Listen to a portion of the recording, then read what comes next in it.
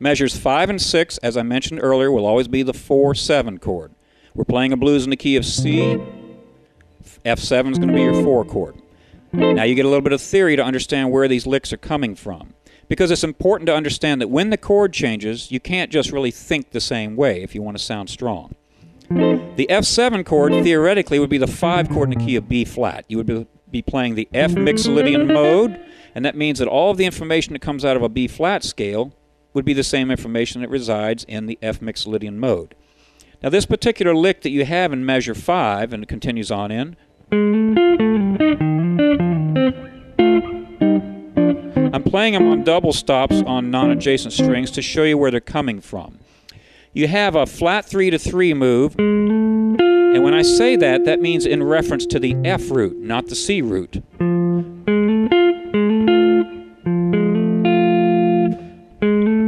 Now you have the A and the F, well that outlines the F chord. You can see it right here. That would be the 5 chord in the key of B flat. The 4 chord would be E flat, and that's exactly where you move to. There you have the 3rd and the root out of an E flat chord. That's the 4 chord in the key of B flat. The next lowest chord would be D minor. The next lowest chord would be C minor. So you might think it's just a chord scale lick. Let's go through the fingering very slowly. Very comfortable. And then we change string groups. There we were on the 3rd and the 4th strings. Then you switch, second finger's right over the E flat. Real comfortable.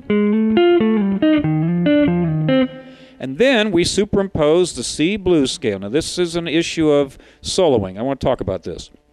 You already know the C blues scale, probably. And you use it over a blues, and of course that works. And you can use it over all 3 chords, meaning the C7, the 1 chord, the F7, the 4 chord, G7, the 5 chord. What's happening in this particular phrase is that you're thinking vertically for the first measure, meaning you're thinking F mixolydian, you're thinking about the chord. Then it simply goes back to a C blues idea. That's horizontal thinking. That's the easier of the two. You don't have to think very much. You just get in your C blues scale and trust your ears. So this lick starts with a pickup, the second half of it.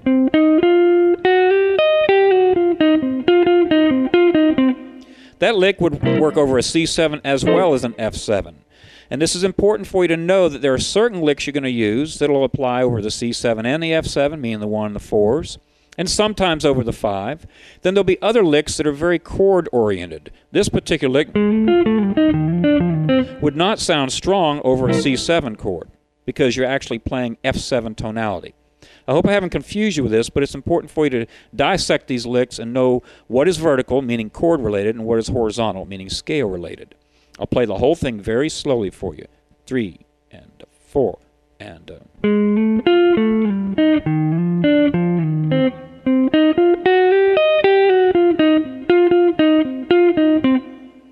Great little 2-bar phrase.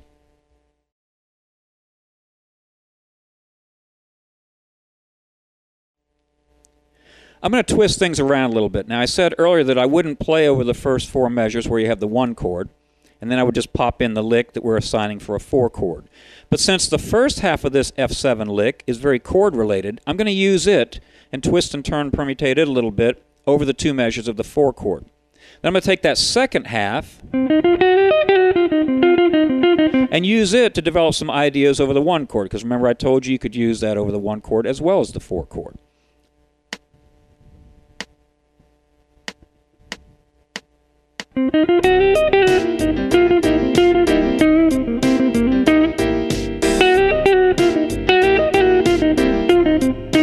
Here's my F lick.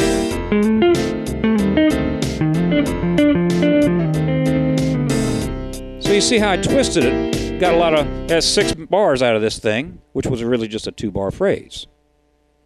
Hope you have a lot of fun with this kind of concept.